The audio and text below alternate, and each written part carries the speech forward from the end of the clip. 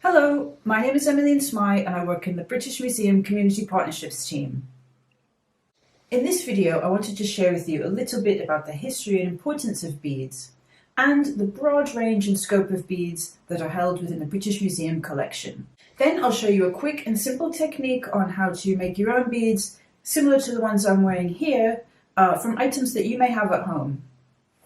The past several years have brought unforeseen challenges, so I wanted to share a fun and simple activity that you could do on your own or in a group.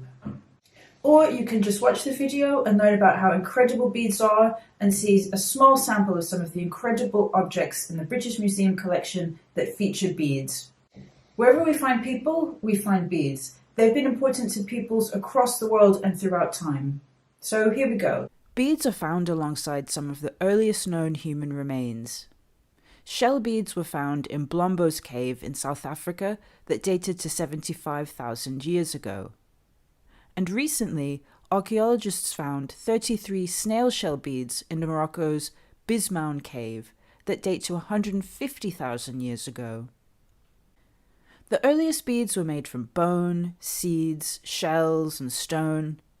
With time, beads were fashioned from precious gems, metals, glass, textiles, and modern beads have been made from synthetic and plastic materials. So many beads have been made by the materials that we have around us throughout time.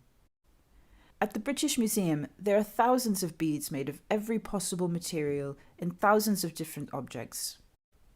Psychologists believe that there are links between beads and feelings of security.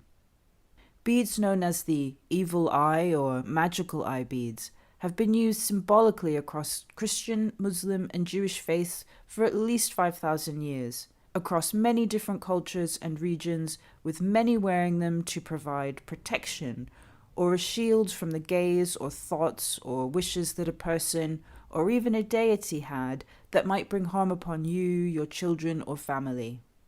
People have been making beads from objects found in their surroundings and using them as jewelry or adornment, as money or currency, for trade and barter, for religious and cultural purposes. They've been giving them as gifts and using them in symbolic ways, for example, to provide protection, or to show status and wealth, or to share in a personal milestone such as a rite of passage, or weddings, or funerals, or births. Looking at how beads have evolved alongside humans provides valuable information about exploration, technology, and culture. African trade beads provide a vast array of information about the beads that from the 15th century were used extensively as a currency in the slave trade. These beads were made of glass, which prior to this time wasn't very common in Africa. Early European traders used them to exploit African resources. This included the enslavement of people. Beads were used in some of the earliest human systems of trade and barter. Ostrich eggshell beads are some of the oldest known beads made by humans. Researchers believe that ostrich eggshell beads suggest a long-distance network was established by 33,000 years ago that cemented friendships across large distances. Their exchange incorporates many different strategies, including mobility, division of labor, food sharing, storage, and traditions of oral and visual art. Ostrich eggshell beads and eggshell art are still being made in the same traditions and new traditions, and there are so many examples within the British Museum collection of ostrich shells being used in all sorts of functional and ornate manners. I looked at all the examples of beads found within the British Museum collection, and I made this word cloud of some of the many examples of ways that beads have been used in objects from the collection. You can see that the majority are beads, jewelry, and ornament, but there are so many more, from coins, tools, clothing, music, religion and ritual, containers, textiles, medals, arms and armor, agriculture, offerings, stimulants, vessels, bags, instruments, communication, and many, many more. They range from found objects worth little in monetary worth to rare and priceless materials, but their meaning can be invaluable despite the value of the materials the beads may be made from. These items are dispersed evenly from every region, time frame, and culture of the world, and it shows that beads truly are part of the fabric of human history and experience. Think to yourself what beads you may have found valuable in some way throughout your life or that of others, from giving or receiving them as gifts, to reaching a milestone, for prayer or rituals, as mementos of special occasions, rites of passage, and so on. One of the many materials that the BM collection has beads from are paper beads.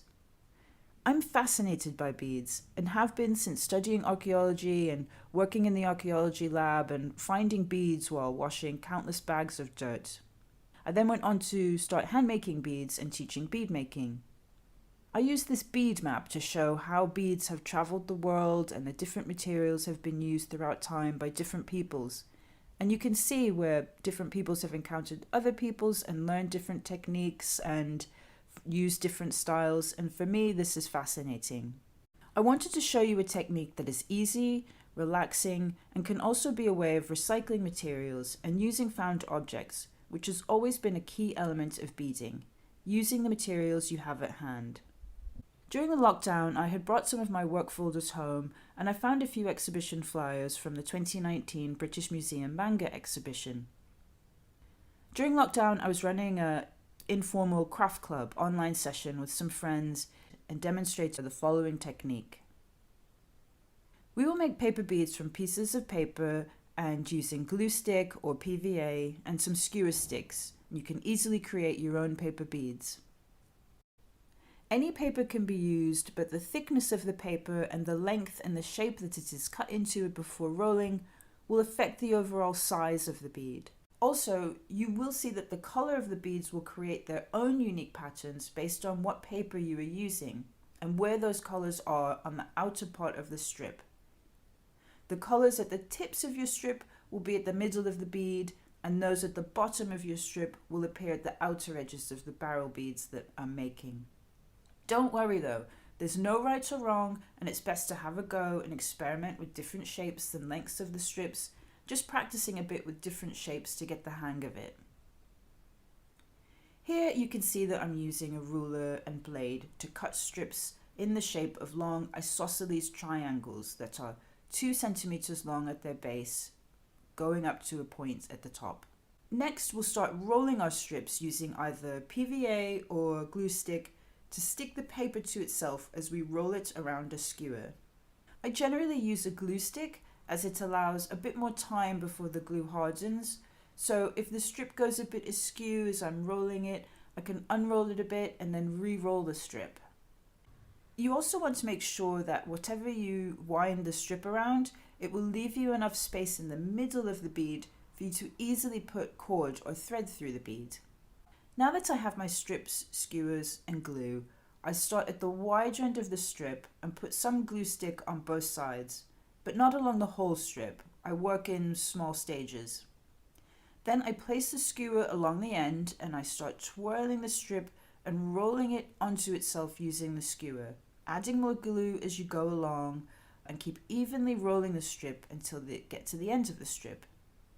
Don't worry if your fingers feel funny and sticky, this will help the paper to stick together. You want to try to evenly roll it, and don't worry if it starts to veer to one side or if it isn't rolling tightly together. You can unroll it a bit, add more glue, or use the glue from your fingers to coax and keep the bead into your desired shape. Depending on how much glue you use, it shouldn't take your beads that long to fully dry. If you use skewers, you can raise your skewers on both sides using some books or something to elevate them so that the beads will dry evenly. The glue or glue stick will provide a light protective sealant, but as they are made of paper, they will be vulnerable to water. However, you can add a bit of PVA glue as a gloss, or a craft sealant, even a clear coat of nail varnish if you want them to have a little bit more of a protective finish or shine. Once they're dry, we'll have some lovely beads to work with. I love how the orange of the manga flyers come through as well as the black and the white. No matter what paper you use, you'll get a lovely design, or you can even decorate your own papers and then turn that into beads. As I'm rolling the strips, I look at the strips to decide which side I want to be the more dominant color of the bead. Now I have my beads, some cord, and some black glass beads that I'll use as spacer beads. You don't need spacer beads, and you can put your beads straight onto any cord or thread that you have. Before I place my beads onto the thread, I just want to think about how I want them arranged, so I'm placing them on a piece of felt to play around with their placement before I commit to threading them. You can use any fabric or a bowl, plate. I also really like just randomly putting the beads on and seeing what that comes up with. Once I'm happy with this, I'm going to put them on the thread. I'm using a stretchy black cord. I want to make my necklace long enough to easily go over my head and hair, but the stretch will give it a bit of flexibility in case I want to double the necklace and wear it shorter on my wrist or neck. Once I've threaded my beads to the desired length, I'm going to use a simple knot, which I'll repeat 2 more times, and then trim the excess thread. You can use any knot here that will just keep those beads into place. And voila! I have my completed paper bead necklace made from recycled flyers from the British Museum manga exhibition. I hope that you enjoyed this paper bead making tutorial and that you were inspired by some of the incredible beads and objects containing paper and beads to be found at the British Museum.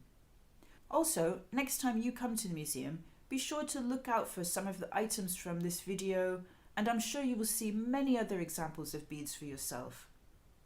In the British Museum Community Partnerships team, we build meaningful and engaging relationships with local communities.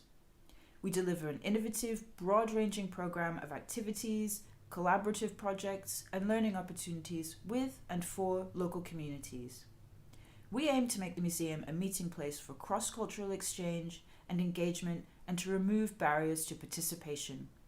We build relationships with community partners that deepens both collection and community knowledge, celebrates the contribution of our communities, and affects positive societal change.